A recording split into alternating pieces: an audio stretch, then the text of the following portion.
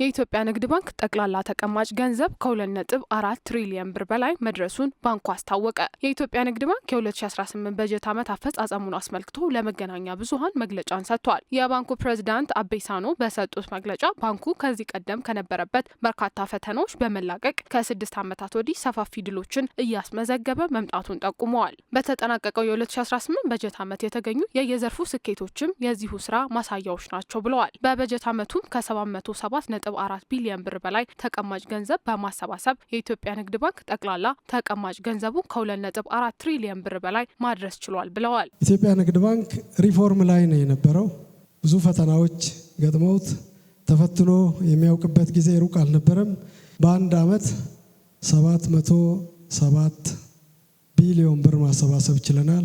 ግሉ አስቀማጮቻችን 458 ቢሊዮን 59 ገደማ ከመንግስት እና የመንግስት ተቋማት ወደ 248 ቢሊዮን አጠቃላይ ተቀማጭ ገንዘብ አሰባስበናል።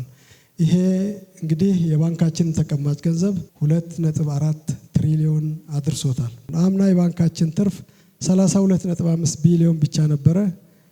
የዘንድሮ በዚህ ዓመት ትርፋችን ወደ 80 ቢሊዮን ከፍ ብሏል። የኢትዮጵያ ንግድ ባንክ ባለፉት 2 ዓመታት ከ8 አስርት ዓመታት በላይ በተጓዘው ጉዞ ያስመዘገባቸውን ስኬቶች በአጭር ጊዜ መድገም መቻሉን አስታውቀዋል። በበጀት ዓመቱም በተለያዩ ዘርፎች 648 ቢሊዮን ብር ብድር መስጠቱን ተናግረዋል። ከወጪ ንግድ 2.1 ቢሊዮን ዶላር መገኘቱን የገለጹት ፕሬዝዳንቱ በዚህም አጠቃላይ የውጭ ምንዛሬ በ2 ዓመት ውስጥ ብቻ 5.6 ቢሊዮን ዶላር መገኘቱን አስረድተዋል። ወጪ ንግድ 61% ወይም 2.1 ቢሊዮን ዶላር ማግኘት ችለናል። የብድር ስርጭት በዚህ ዓመት ብቻ 648 ቢሊዮን አዲስ ብድር አበድረናል።